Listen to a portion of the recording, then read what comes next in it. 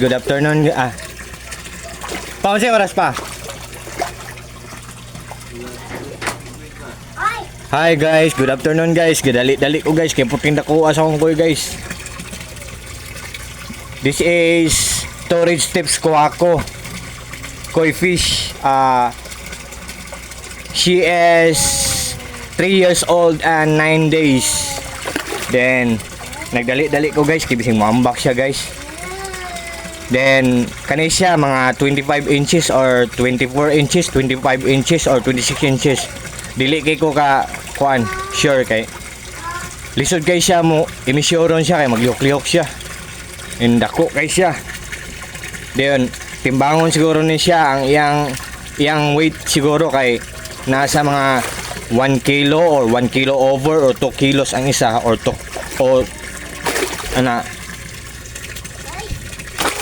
ang variety niya guys kay tourist steps ko ako. Muna siya guys. Ato na i-release guys. Bye bye guys. Storage tips ko ako guys. Isang dangkal, dalawang dangkal oh. Isang dangkal, dalawang dangkal, tatlong dangkal, hapit tatlong dangkal. I-release natin siya guys kasi gusto na siyang mag-ano. O ka na. Bye bye koy. Kau na. Gawas na. Bye bye. Ay mayan pasibila. Bye bye. Okay. Bye bye na. Ni-release natin siya guys. Binilisan ko kasi ang laki. Oh, ang laki ng planggana pero hindi pa rin siya nakasya dito sa planggana kasi ang laki niya. Tapos ang bigat pa.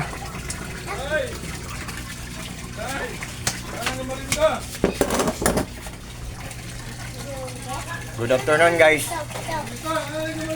Now is by the way guys, now is November 3, 2023, Friday. Good afternoon.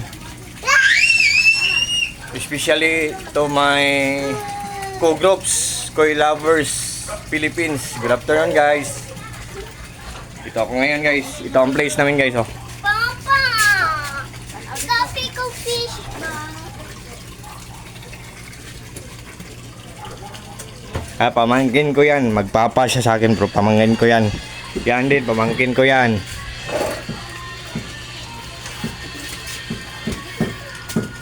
Ito ang place namin guys.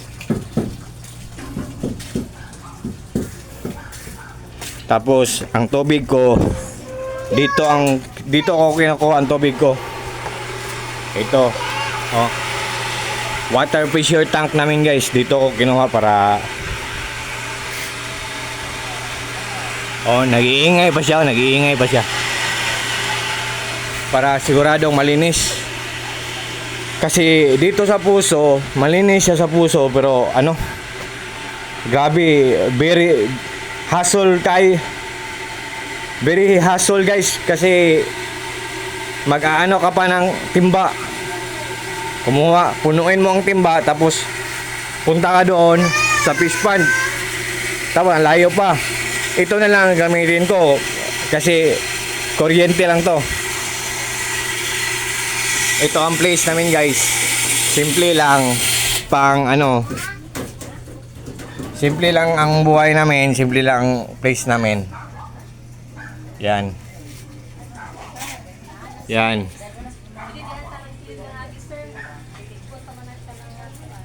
ang place namin.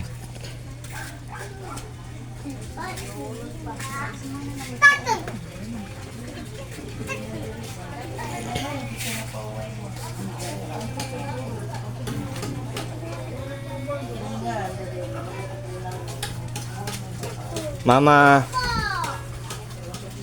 ko.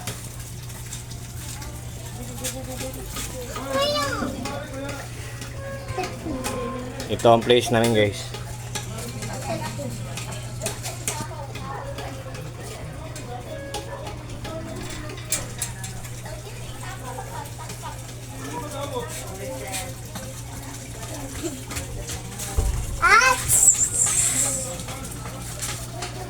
Yan ang koi fish pan ko guys. Bye bye guys. See you in my next vlog. Bye bye.